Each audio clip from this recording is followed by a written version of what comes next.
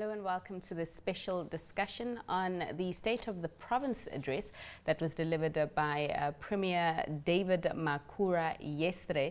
Joining me now to discuss some of the key themes is Phelisa Nkomo, and she is the advisor to Lebogang Maile, who's Gauteng MEC for Economic Development. I mean, Phelisa, thanks so much for your time. It is all about the economy right now. Absolutely. And that's why even today, South Africans or the business community is particularly is waking up and looking at the new ministers that have been appointed to key cabinet positions in the economic cluster. Bringing it down to the State of the Province address now, what's in store for the Gauteng economy? Yes. Well, I mean, I think the first issue that people of Gauteng must actually celebrate is the fact that Premier Makhura recognizes several key themes or several key things that are important to address in Gauteng, both from an economic perspective and as well as social perspective. Because remember, you'd know that economic intervention are actually an enabler to productive citizens. So in essence, the issue that you raise is the investment in education and support for young people in particular. You'd know that South Africa and as well as Gauteng has the highest young people that are actually lead unproductive lives. I think that's the first, through TSEPO 1 million program, and the partnership is entered with the private sector. Give us an update. How's TSEPO 1 million going so far? Where are we? Well, no, I mean, the uptake has been very high. In fact, I think they've actually signed up memorandum of understanding with more than 50 companies in Gauteng and across various sectors. I mean, from capital equipment to IT sector, Microsoft, Vodacom, to steel industry, you know, ArcelorMittal. So there's several companies that have come into the party in support, because I think there's a recognition that if you don't invest in young people, in fact, it means that in the next 10 to 15 years, you're going to have actually a crisis of skills mismatch again, but as well as stagnant economic growth again. I think the other key theme that is very important is the recognition that crime is a political issue, because crime is an inhibitor to economic growth and investment, because also it directly affects small, medium enterprises on the ground, but at the same time, it can be an inhibitor, but also it increases transitional cost for companies who want to come and invest in the destination. So, are you on the crime element? I mean, are you a little bit concerned that now in this reshuffle, we've got a new minister? Fine, he's a new old minister because he's no stranger to the division, but there's always that transition of power that sometimes delays, or you have to restart systems again that were put in place by somebody else. Is this a concern, particularly with crime being so high in the Gauteng province? No, I don't think it's actually a concern, partly because he knows the system very well. In fact, I suspect when he learned of his appointment last night, his brain was starting to connecting the dots and starting to refresh his mind. I think probably his first plan, even this morning of the briefing, is what is the crime statistics, but also what is the plan to combat and ensure that you reduce or eradicate crime. I'm sure that's part of his briefing this morning. So we're not particularly concerned, but also his leadership style of dealing with crime is completely different. I think amongst those is that he interacts... Not shoot to kill. Of course. No, we have to deal with shoot, to kill, because I mean, constitutionally we have to really ensure that we respect human rights. But I think the key issue is the morale that he kind of like, a lot of police services got they got kind of like a boost during his time, but also the fact that he was on the ground connecting with communities, because you need to connect with communities when you deal with crime. You can't just deal with crime at a superficial level in terms of institutions, so you need people. But I think the other issue, he actually raised the issues of violence against women. I think it's a very important issue in South Africa, and again, I think the fact that he actually in the SOPA, Premier Makhura actually paid a detailed attention to it in terms of how do we need to deal with it both at the school level, but as well as the role of communities in addressing gender-based violence. For me, again, it means that it's getting political attention. So the veil of such issues getting political attention, it means that it's going to get a resource allocation. It's just not going to be a political announcement. I think the other issue that is just the violence against women, and I think what will also be important, you know, even more than just getting more money to help stop it, is this issue of accountability, and particularly from our leaders who are in the public eye.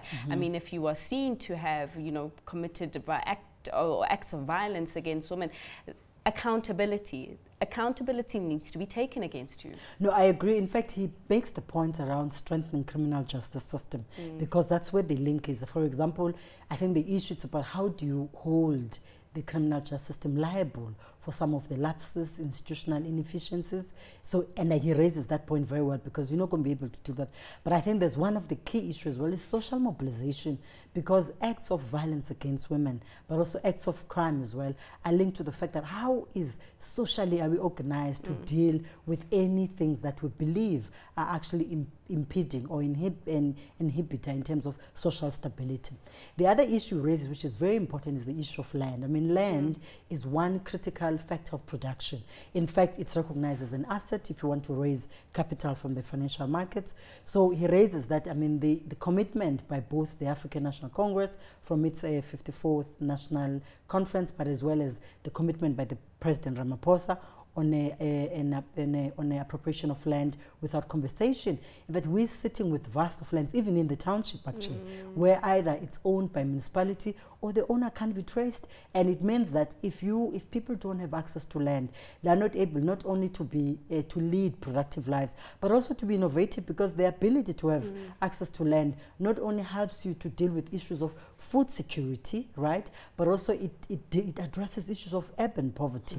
He acknowledges, for example, the point around the impact of a cost of living in Gauteng, from electricity to food insecurity and transport. So in essence, if you address land as a primary factor of production where people are able to plant vegetables, but also you then need to convert that into commercial value, then you'd say actually move from being a small farmer in terms of food production, but also go into commercial, and understand that we're not going to achieve a lot of things overnight, but it's just going to require a facilitation.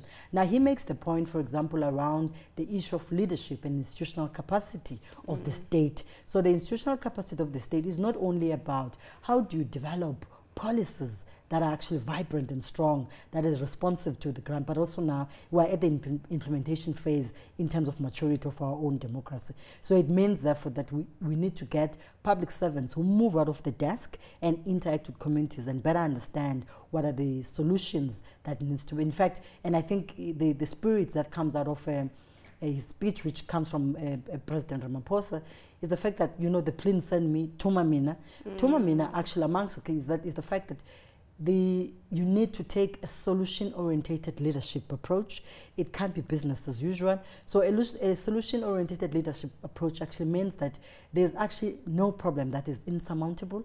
And in fact, we have all the problems. We have all the solutions, I mean, to the problems that we're confronted with. All we need to do is to reduce bureaucracy and red tape. Yeah, for sure. And I mean, I think the biggest challenge that the Gauteng province did face was the Esidimeni tragedy, or one of the biggest challenges at that. And I know that the Premier was actually remorseful that it happened under his watch. But what was said about ensuring that this never happens again?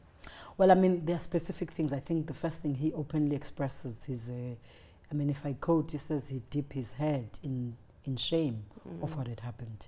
And he had made a public commitment not only to redress the injustices associated with Esidimeni, but also to ensure that he strengthens the institutional capacity of healthcare specifically, because it interfaces with citizens. Because in fact, if you talk about productive citizens, is that they need to have access to quality healthcare. So what we've seen with Esidimeni, she sends even a bigger signals about how is our healthcare system organized, but also the issue of access to quality care as entrenched in the Constitution. Are actually citizens really enjoying that right? So in essence, he's actually saying we need to build, but also it's a resourcing component. But there's something that I also need to talk about. I mean, he speaks about the issue of small, medium enterprises. Now, if your economy, for example, is growing at less than 1%, those are critical drivers. Those are the a group of entrepreneurs who in fact will rise from the ashes, from the bottom of the economy, find innovative ideas, and as well as to make it sure that they actually grow the economy. So the key issue now from a government perspective and support, he speaks about issues of access to capital. It's a huge issue which in fact we need to strengthen in relation to public-private partnership. He raises the issues of access to markets. So the issue of access to market needs to be much deeper, because I think that if his commitment is about ensuring inclusive growth and sustainable economy and ensure that people live sustainable livelihoods, is that concept of market access needs to be broken down. So he raises also the issue of how do we need to leverage from public procurement to ensure that SMME development is actually benefit from there. Amongst the key things, in fact, he's done in the last 2 years is to look at the review of public procurement policy to ensure that the threshold for entry-level, the threshold for entry-level SMMEs is actually being much more relaxed, and it's much more flexible, and they're able to access business opportunities. All right, so a lot being said in the way of addressing opportunities for youth, crime, violence against women, amongst other things. I mean, right now we're sitting at a situation whereby the president spoke to us late last night, telling us about his new ministry, but he also said that, you know, the view to continue to review some government structures was still underway. This talk of consolidation and, you know, cutting the budget as and when we can. I mean, I imagine that the similar sentiments must have been said by the Premier as well. Well, I think he makes the point that most of the SOPA address actually flows from the spirit and the theme of the president. Yes, I agree. I mean, it may have not been explicit in the speech, but I think the key issue is that you need to look at that process of consolidation of government departments, but as well as spending, needs to be driven by a scientific analysis that looks at the cost and benefits, but as well as whether it actually, how government is organized, is able to reach South African citizens. And remember, one of the key things is that when government and cabinet positions and departments were actually conceived, they would have been conceived based on a particular motive. Now, of course, I mean, society evolves, it's quite dynamic. So in essence, what you would have designed 10 years ago and being responsive 10 years ago may not be responsive today. You would recall, for instance, when during under President Mandela's time, we used to have a lot of youth desk, women's desk, etc.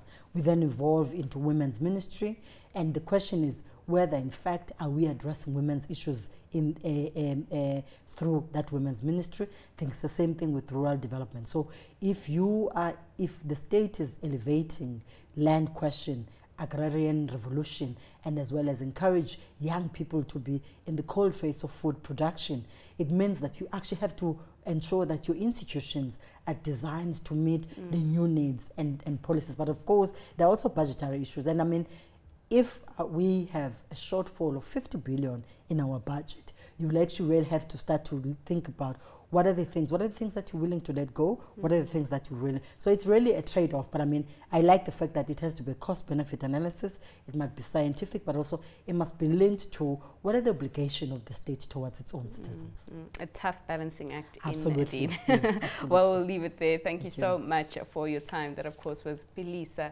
Nkomo, who is the advisor to Lebogang Maile, who is the Gauteng MEC for Economic Development.